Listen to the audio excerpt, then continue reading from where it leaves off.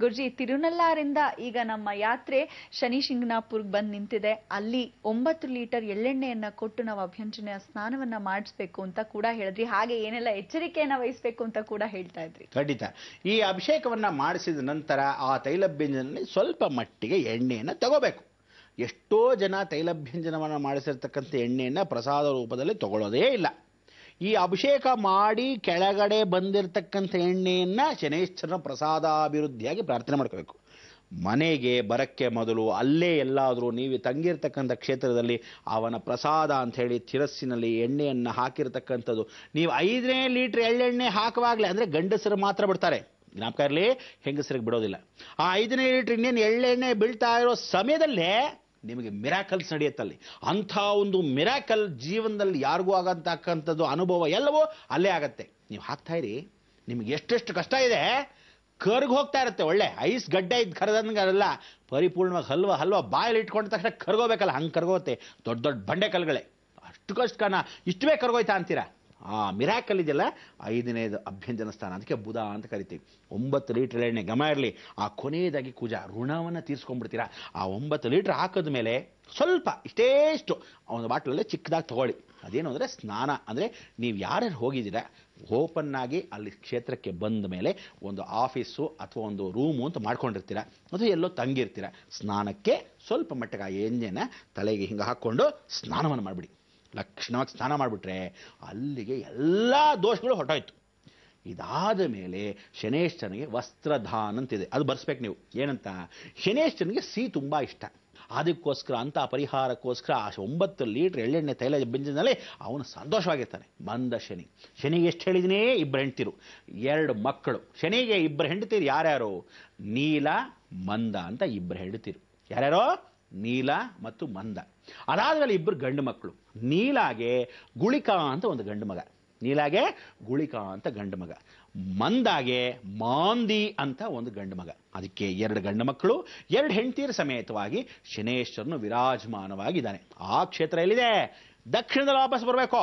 ಅದನ್ನು ಆಮೇಲೆ ಬರುವಿರಂತೆ. ಆ ಪರಿಹಾರವನ್ನು ತಗೊಳ್ಳೋಕ್ಕೆ, ಅವನಿಗೆ ಅರ್ಚನೆಯನ್ನು ಮಾಡಿಸೋಕ್ಕೆ ಕಣಗಲೆ ಹೂವು ರೆಡಿ ಇರಬೇಕು. ಅದಕ್ಕೆ ನೀವು ಅಲ್ಲೇ ಸ್ಮರಣೆ ಮಾಡಬೇಕು. ನೀಲಾಂಜನ ಸಮಾಭಾಸಂ ರವಿಪುತ್ರಂ ಯಮಾಗ್ರಜಂ ಛಾಯಾಮಾರ್ಥಾಂಡ ಸಂಭೂತಂ ತಂ ನಮಾಮಿ ಶನೇಶ್ವರಂ ಅಂತ ಸ್ಮರಣೆ ಮಾಡ್ಕೋಬೇಕು.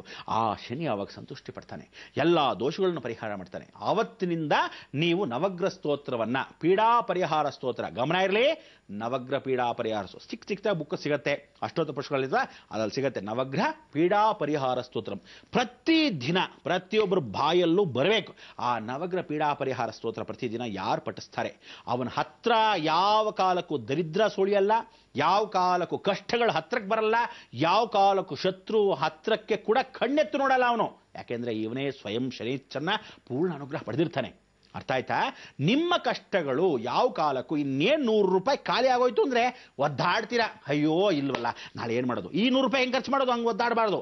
ಭಗವಂತ ಕೊಡ್ತಾನೆ ಅನ್ನೋ ನಂಬಿಕೆ ನಿಮ್ಮ ಹತ್ರ ಇಟ್ಕೊಂಡ್ರೆ 100 ರೂಪಾಯಿ ಇನ್ನೇನು ಖಾಲಿ ಆಗೋಯ್ತು, ಎಲ್ಲ ಖಾಲಿ ಆಗೋಯ್ತು, ಇನ್ನೇನು 100 ರೂಪಾಯಿ ಒಬ್ಬಂದೇ ಬಾಕಿ ಅನ್ನೋಷ್ಟರಲ್ಲಿ ಕರೆಕ್ಟಾಗಿ ತಂದು ಕೊಡ್ತಾನೆ ಭಗವಂತ. ಅದಕ್ಕೆ ಆ ನವಗ್ರಹ ಪೀಡಾ ಪರಿಹಾರ ಸ್ತೋತ್ರವನ್ನು ಅವತ್ತಿಂದ ಪ್ರಾರಂಭಿಸ್ಕೊಂಬಿಡಿ.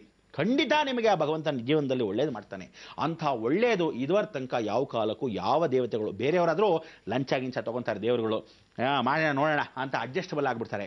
ಆತ್ಮಾಸ್ ಅವ್ನ ಗುರು ಚೆನ್ನಾಗಿಲ್ವಾ, ಕಡಲೆಕಾಳು ಹಾರ ಹಾಕ್ಬಿಟ್ರೆ ಸರಿ ಹೋಗ್ಲಿ ಬಿಡು ಅಂದ್ಬಿಡ್ತಾರೆ. ಇವನ್ನೆಲ್ಲ ಹಂಗಲ್ಲ, ಅರ್ಥ ಮಾಡ್ಕೊಳ್ಳಿ.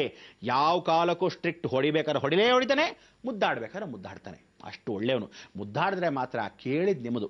ಅದಕ್ಕೋಸ್ಕರ ಅವನ ಸಂತೃಪ್ತಿ ಪಡಿಸೋಕ್ಕೆ ನೀವು ಆ ನವಗ್ರಹ ಪೀಡಾ ಪರಿಹಾರ ಸ್ತೋತ್ರನ ಎಳ್ಳೆಣ್ಣೆ ಹಾಕಿ ಸ್ನಾನ ಮಾಡಿ ಪರಿಪೂರ್ಣವಾಗಿ ಅನುಗ್ರಹವನ್ನು ಪಡೆದಿದ್ದೀರ. ವಸ್ತ್ರದಾನ್ ಜ್ಞಾಪಕ ಇರಬೇಕು. ಆ ವಸ್ತ್ರದಾನ ಅನ್ನೋದು ಏನು ಅಂದರೆ, ವರ್ಷದಲ್ಲಿ ನಿಮ್ಮ ಹುಟ್ಟುಹಬ್ಬನೋ, ಮ್ಯಾರೇಜ್ ಆನಿವರ್ಸರಿನೋ, ಮಕ್ಕಳು ಹುಟ್ಟುಹಬ್ಬನೋ ಯಾವತ್ತಾದ್ರೂ ಸರಿ ಆ ವಸ್ತ್ರವನ್ನು ಹಾಕಿ ಅಂತ ಒಂದು ಸೇವೆಯನ್ನು ಬರೆಸೋದು. ಶನಿಗೆ ಸ್ವೀಟ್ ಇಷ್ಟ. ಶನೇಶ್ವರನು ಅಂದರೆ ಯಾವ ಕಾಲಕ್ಕೂ ಶನಿ ನಿಮ್ಮ ಜಾತಕದಲ್ಲಿ ಗುರು ಜೊತೆ ಕೂತ್ಕೊಂಡ್ರು, ಅಥವಾ ಬುಧನ ನೋಡ್ತಾ ಇದ್ರು, ಅಥವಾ ಅವನು ಶುಕ್ರನ ಜೊತೆ ಕೂತ್ಕೊಂಡಾಗ ಶುಗರ್ ಬರೋದು ಗ್ಯಾರಂಟಿ. ಏನೇಳಿ ಕನ್ಫರ್ಮ್ ಮಾಡಿ ಇಟ್ಕೊಂಬಿಡಿ. ಅದು ಯಾವಾಗ ಬರುತ್ತೆ, ಆ ದಶೆಗೆ ಆ ಭುಕ್ತಿಗೆ ಬರೋದು ಗ್ಯಾರಂಟಿ. ಅದಕ್ಕೆ ಶುಗರ್ ಬಂತಲ್ಲಪ್ಪ ಅನ್ನೋ ಟೆನ್ಷನ್ ಅಲ್ಲ, ಶುಗರ್ ಬಂದೇ ಬರುತ್ತೆ. ಇದಕ್ಕೆಲ್ಲ ಕಾರಣ ಯಾರೋ ಶನೇಶ್ವರ. ಅದಕ್ಕೆ ಸ್ವೀಟ್, ಅವನಿಗೆ ಆ ಸ್ವೀಟ್ ನೈವೇದ್ಯವನ್ನು ನೀವು ಮಾಡಿಸಿದ್ರೆ ಶುಗರ್ ಕಂಟ್ರೋಲ್. ಏನಂತೀರಾ? ಅದಕ್ಕೆ ಎಷ್ಟೋ ಜನಕ್ಕೆ ಶುಗರ್ ಬಾಧೆ ತಗೋಬೇಕಪ್ಪ, ನಮ್ಗೆ ಶುಗರ್ ಬಂದಿದೆ. ಎಷ್ಟು ಜನಕ್ಕೆ ಆ ಭಯ ಇದೆ ಅಂದರೆ ಕಾಫಿಗೆ ಶುಗರ್ ಅಂತೆ. ಮುಳ್ಳನ್ನು ತೆಗಿಬೇಕು. ನೀವು ಯಾವುದು ತಿಳ್ಕೊಳ್ಳಿ, ಹಾವು ಕಚ್ಚಿದ ತಕ್ಷಣನೇ ಯಾವ ಮನುಷ್ಯನೂ ಸಾಯಲ್ಲ. ನನಗೆ 2 ಸಲ ಹಾವು ಕಚ್ಚಿದೆ, ಇವತ್ತು ಬದುಕಿಲ್ವೆ ನಾನು. ಅಂದರೆ ಆ ಪರಿಪೂರ್ಣವಾಗಿರ್ತಕ್ಕಂಥ ಅನುಗ್ರಹ ಏನು ಗೊತ್ತಾ, ಹಾವು ಕಚ್ಚಿಬಿಡ್ತು ಅನ್ನೋ ಭಯ ಇರುತ್ತೆ ನೋಡಿ, ಅಲ್ಲಿಗೆ ಸತ್ತೋಗೋದು ಮನುಷ್ಯ. ಯಾವ ಕಾಲಕ್ಕೂ ಹಾವು ಕಚ್ಚಿದಾಕ್ಷಣಕ್ಕೆ ಸತ್ತೋಗೋದಕ್ಕೆ ಖಂಡಿತ ಸಾಧ್ಯವಿಲ್ಲ. ಅದಕ್ಕೆ ಇಂಥ ಒಂದು ಜೀವನದಲ್ಲಿ ಪ್ರತಿಯೊಬ್ಬನಿಗೂ ಬರ್ತಕ್ಕಂಥ ರೋಗದಿಂದ ಯಾವ ಮನುಷ್ಯ ಸಾಯಲ್ಲ. ರೋಗ ಇದೆ ಅನ್ನೋ ಭಯ ಇರಬೇಕು. ಅಂಥ ಭಯ ಇದ್ಬಿಟ್ರೆ ಜೀವನ ಪರ್ಯಂತ ಒದ್ದಾಡ್ತೀರ. ಏನಿಲ್ಲಪ್ಪ ನನಗೆ ಅದು ಬರುತ್ತೆ ಅದು ಹೋಗುತ್ತೆ ಅಂದರೆ ನೀವು ಒಂದು ಸ್ವಲ್ಪ ಫ್ಲ್ಯಾಶ್ ಬ್ಯಾಕ್ ಹೋಗಿ. ನಿಮ್ಮ ತಾತ ಮುತ್ತಾತನ ಕಾಲದಲ್ಲಾಗಲಿ ಒಂದು ಗ್ರಾಮದಲ್ಲಾಗಲಿ ಶುಗರ್ ಅನ್ನೋ ಇರಲಿಲ್ವೇ?